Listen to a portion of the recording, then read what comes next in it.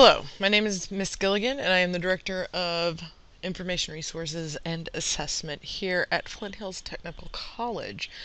This presentation is part of the Professional Development Series, Library 101, and in this particular presentation, we are going to talk about APA style and plagiarism.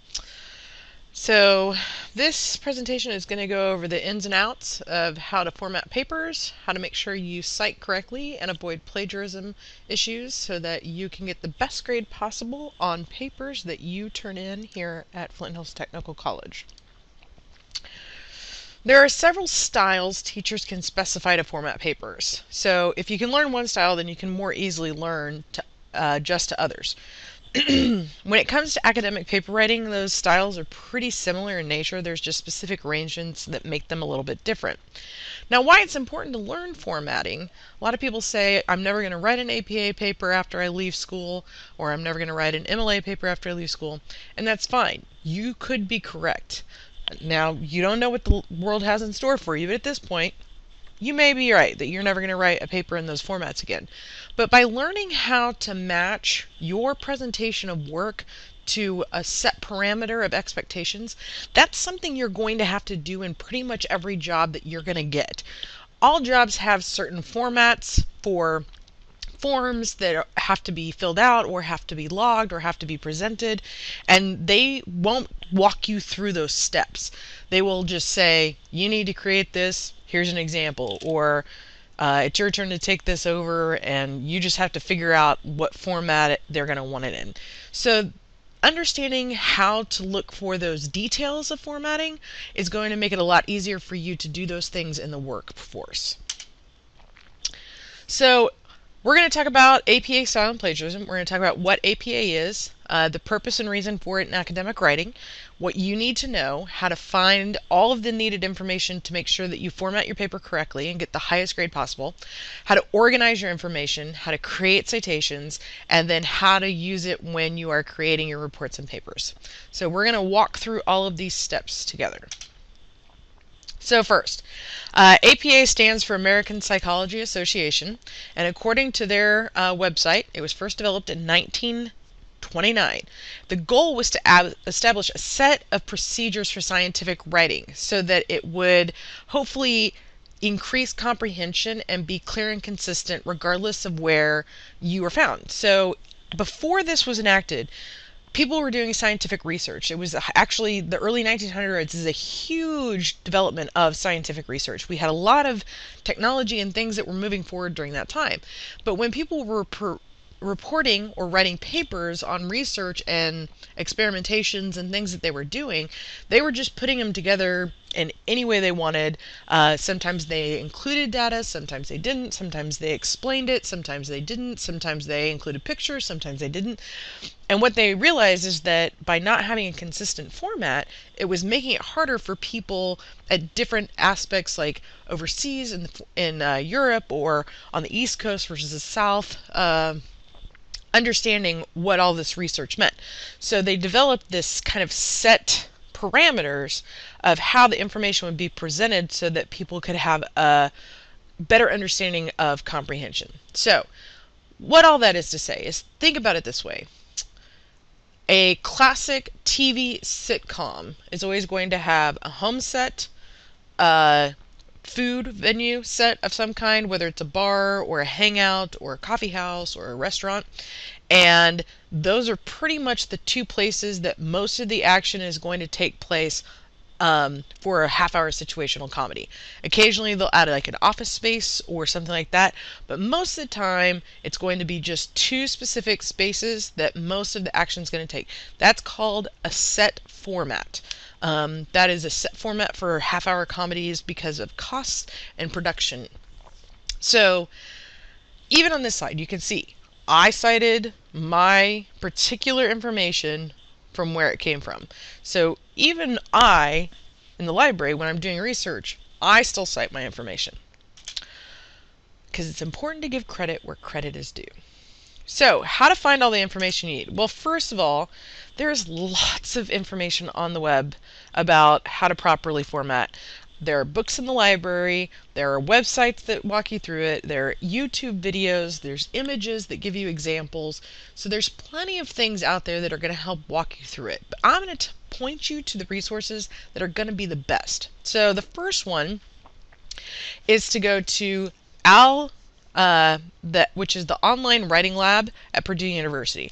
Now, one of the great things about the Online Writing Lab is that it is staffed by graduate students at Purdue, and so they update this anytime there's changes. So this is the most up-to-date information about what is the expectation.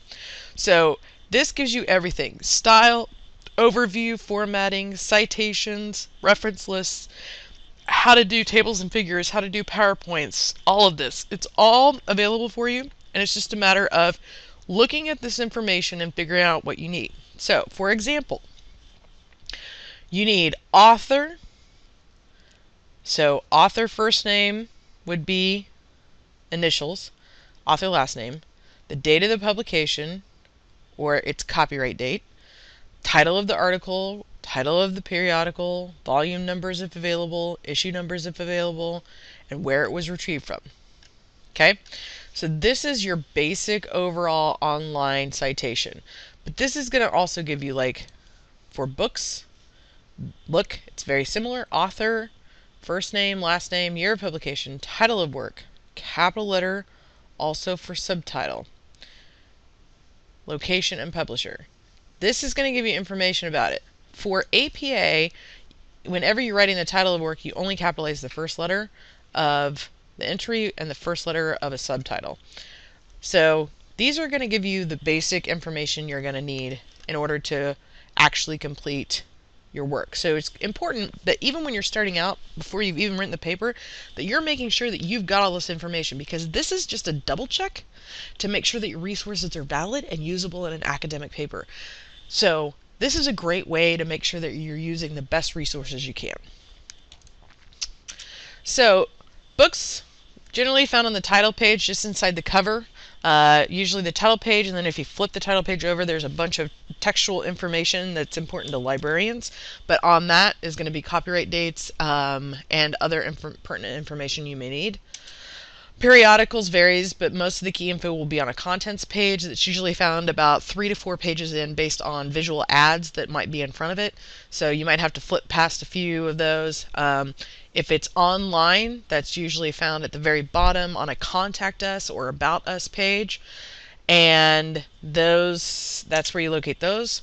So electronic sources, it does vary, but most commonly it is found at the bottom of generic websites under contact info. Electronic journal articles usually listed at the top of the article, and oftentimes if you use electronic databases through the library, they will actually have a citation engine that gives you this exact citation. You should always check it to make sure it's accurate, but it's a kind of a shortcut to keep you from having to do it. Don't copy and paste it. Type it in on your own. Just a recommendation from me to you. We'll get to that in a little while. Alright, organizing the information. So once you have located all that information, it has to be put in a particular order. Again, reference that AL at Purdue resource page, where it's going to actually tell you exactly what order, what punctuation, author, last name, comma, first initial, period, if there's a second author, the date of the publication in parentheses, period, title of the article, period. So make sure you follow every little detail that you see exactly as it appears. Okay? Now, regardless of the type of source, the order is generically the same. So once you've figured out kind of the order of the first few entries, it usually gets easier. But typically, author's last name, first name, or editors, if there's no author, but it's like an editor or a group like Associated Press would be listed as Associated Press, so sometimes it's that way. The date of the publication, this is a big difference from MLA, so like when we're talking about there's just some minor changes, that's one of them. Title of the article or work, title of magazine or journal, location of where published or where you accessed it if online, and the publisher. So, how do you create citations? So there are several options available. Our website, you just follow the format. Literally plug it in the order. I'm not going to link to that because it's the same page, but you just literally type it in the exact same order as on the OWL website. You can also use something like EasyBib. There's EasyBib, there's several other citation generators, but it would be my recommendation that you type it in. It's actually easier and it will help you learn how to do it faster. There are people who also copy and paste if it's off of the journal articles where they give you a citation. But again, remember to double check and make sure it's done accurately, because they may miss a few things or it may not appear exactly like it should on your actual paper in your text. So there are lots of websites that will do it for you, where you just put in the information and it'll create the citation. But remember, they're not always accurate. You always need to double check it against the format to make sure it's done correctly. All right, so how to create your paper. Open a Word document on your computer and follow along with the video to set up the APA formatted document. It is my recommendation to you. All these tools exist to you. If you have a phone and a computer, play the video on your phone while you're setting up the document on the computer. That way you can pause it and follow along and do it. This particular YouTube video is a pretty great one. To set up your Microsoft Word document according to the 6th edition of the APA manual, first click on the Page Layout tab, then select the Margins Options arrow. In the drop-down menu, select Normal to place a 1-inch margin on all sides. So this 9-minute video is going to walk you through literally what to click on everything. And even though, as you can see, I can bring up, give me just a second, and I will bring up a Word document so that I can show you.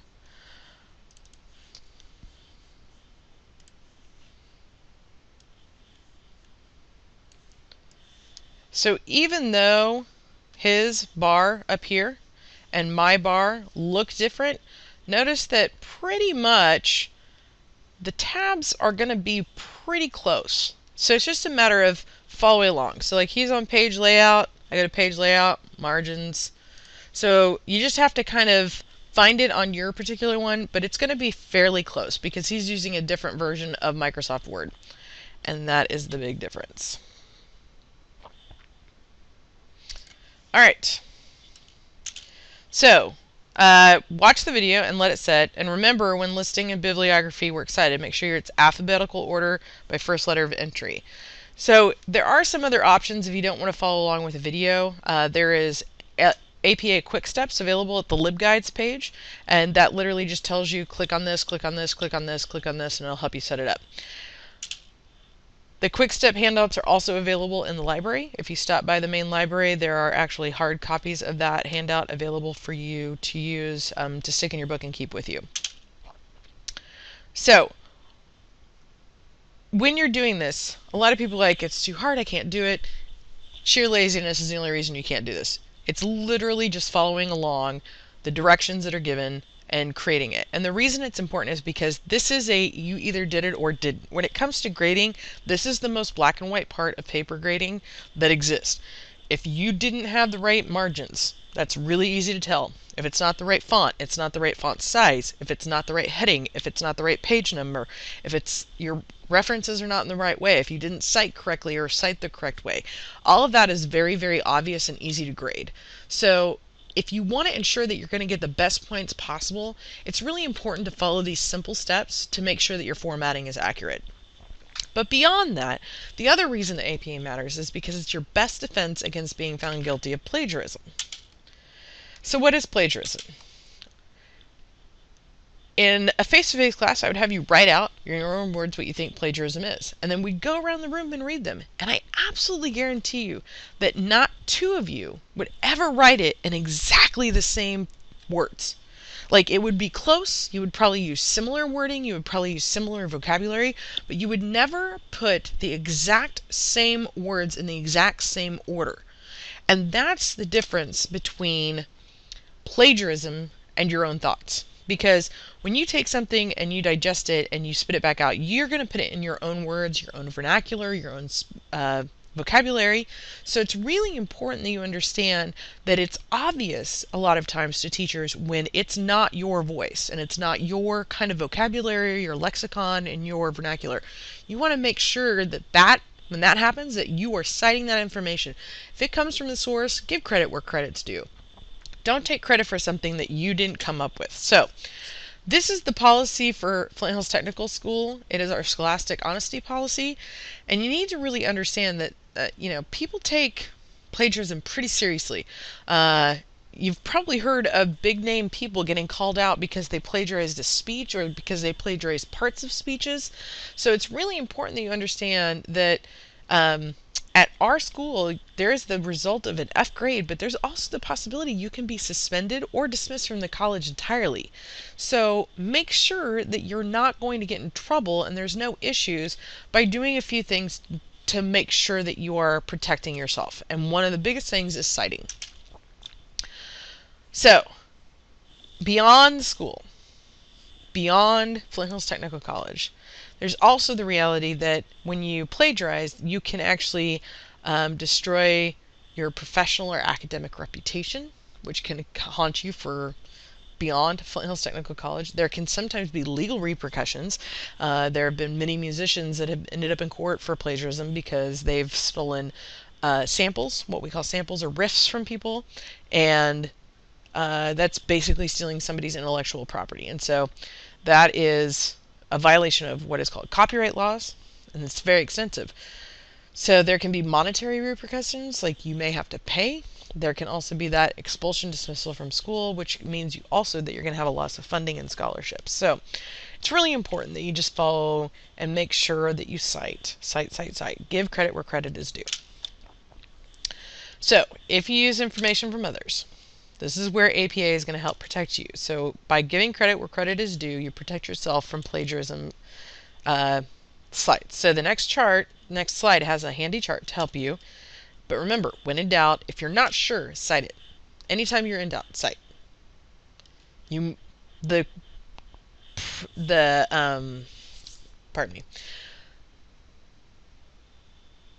downfall of citing too much is much less than the downfall of not citing at all. Let me put it that way. All right. So the plagiarism chart. General guide. So, are they your own words? Yes or no? If it's yes, is it your idea? Yes or no? Then you're not plagiarizing. Okay? If it's your ideas and it's your words, you're good. But if it's somebody else's idea or somebody else's words, then you're, like in this case, you're paraphrasing. So you should cite. If you are using quotation marks or placing it in a block quote, then you're not plagiarizing because you've actually made that very clear that it's in quotes, that it's not your works. If you haven't, then you're plagiarizing. So you need to go quote it, and then you need to make sure and cite it.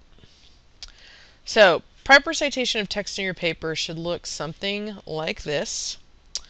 So in APA, you're going to use taglines. So it might be that according to Jones, and then you put the year. And Jones should be that first word in your works cited page. There's a reason for this. So it should be whatever is that first word, and that 1998 should be whatever's in parentheses behind the author's name. And then you use the quote. But notice you also need to use page numbers, especially if it's a print resource. Very, very important. A lot of people forget this. If you don't use a tagline like according to, where you list the reference, then you also need to put that behind the quote. So in APA, you put it immediately behind the quote like this, even if you have more information afterwards. MLA, it always comes at the end. So literally just follow this when you are citing your work. So short quotations usually need author last name, year, and page number. Again, that's a break. The year is a break from MLA. Long quotations, anything that is 40 or more words, means it needs to be freestanding in a block where it's a half-inch indented tab on all lines of text in a block. Again, author, last name, year, and page. So long quotations would be 40 or more words. Avoid those. There needs to be a really, really, really strong reason for putting an entire chunk of text from someone else into your paper. So always be very cautious. You shouldn't be using long quotations unless it's absolutely necessary. And then if you summarize or paraphrase, same thing. You still need to reference the author and the year. So other things that can help you avoid plagiarism is always have someone else read your paper. Use online tools like Grammarly. This will help you check for grammar and spelling, and it will pick up on if you need to quote things occasionally. There's also several websites that you can actually turn your paper into, and those are listed at the on the writing tools, which are under several things. If you look up here, there's helpful paper writing tools.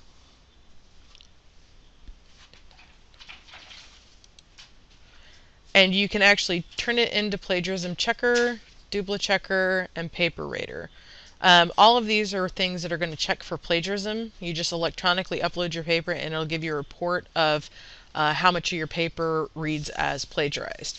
At some other institutions, if you're considering going on for a 4-year degree, they actually require you to turn it into Turnitin.com, which will then give them a percentage of how much of your paper is quote-unquote plagiarized. So, things to... Okay, so also on the research guide sites, some other things that you might want to use when you're making projects. So a lot of times after your papers, there's when you're writing it, you may have some writing things that you just need help. If you want to practice, there's some practice websites. There's some things about grammar and spelling guidelines and how to improve your spelling skills. And then there's some information about common areas of writing that are graded, so you can kind of have an idea of what people are looking at. So there's some good information there. If you're going to have to turn it into a presentation, there's also information about best practices of presentations. This is my big thing, the 10-20-30 rule. A lot of people put too much information on PowerPoints. So it's really important to remember that 10 slides should equal 20 minutes, meaning that you should be able to talk for basically 2 minutes per slide. And there shouldn't be anything smaller than 30-point font on that slide. Now, granted, people break this rule all the time. It's just the recommendation because it'll help you from keep you from reading your slides, which is also really important in a presentation. But there's some other things about, how to design things, and there's like Go Animate, some animation, Camtasia, which is what I'm using to make these particular presentations. So just some helpful things. And last but not least, one of the most important things that you need to know is that if you don't have Word programs on your computer, you can actually access our desktops by using the virtual desktop. And so rather than using like Notepad or Google Docs, which sometimes work, sometimes don't, if it's a Word document or a PowerPoint, it is highly recommended, if you don't have those on your particular computer, to go to the main website, log in the top right hand corner, and then virtual desktop. The virtual desktop, this is what comes up. If you're only going to be using it just like for one thing, you can just log in here and then save it to your Google Docs or save it to a jump drive or whatever. If you're going to be doing a lot of things, you might want to consider downloading the actual software. If you are using a high school-based computer, they may not allow you to add that software. So you might have to go talk to an IT person if you want to. So it's very important that, you use that. If you're doing the one-time use, you can select the presentation pool. That's going to be better for off-campus, and it'll look just like the screens on campus. So those are the 3 key things. If you don't have a laptop, you actually can come check one out at the library. It is a $5 donation or $5 deposit to keep a laptop overnight. So hopefully that'll help you get started on writing APA papers and make sure that you're citing correctly, that you're not plagiarizing, and that you're making sure that you're doing things the way you're supposed to. If you are still not sure about whether or not you've got this down and you are questioning yourself, there's also sample papers. And on these sample papers, they actually will show you with specific information about how to do your running head, how to actually do the beginning title page, how to make sure that you do an abstract, what the key aspects of an abstract are if that's required. So this is also a great thing to use, and it is my recommendation that you use it to help you get the best grade ever.